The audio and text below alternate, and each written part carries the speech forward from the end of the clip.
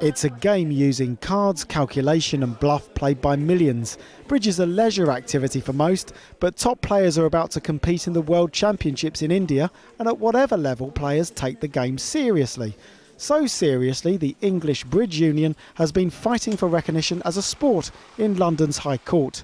It is certainly true that if we're recognised as a sport, we would have access to funding types we don't currently have. Lottery funding would be the obvious example, but it's about more than that. What's the actual definition of the word sport? Well, according to the trusted Oxford English Dictionary, it's an activity involving physical exertion and skill in which an individual or team competes against another or others for entertainment. It's the use of the word physical there that causes so much debate.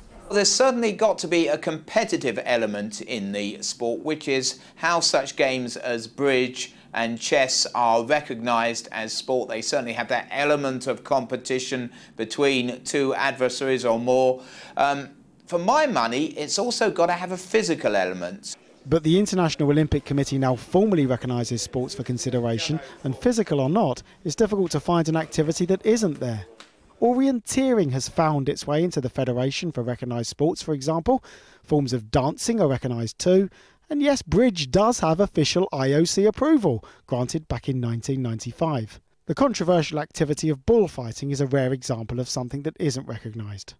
The American author Ernest Hemingway said there are only 3 types of sport: bullfighting, motorsport and mountaineering. The rest, he said, are merely games. Now, Hemingway, of course, wouldn't have had the chance to spend the evening at Wimbledon Bridge Club in London. It's quite clear that it has more mental than physical attributes, but all athletes have to train mentally. I suppose chess is another one. See, it's a borderline between game and sport. What is brilliant about it is that people can play from about the age of 9 up to 90. What struck me about this club is that while it may not be World Championship standard, the sense of community along with mental exercise is clearly what helps make bridge so popular amongst older generations particularly. And whether or not you classify it as sport, there's certainly the tension that comes with players trying to win.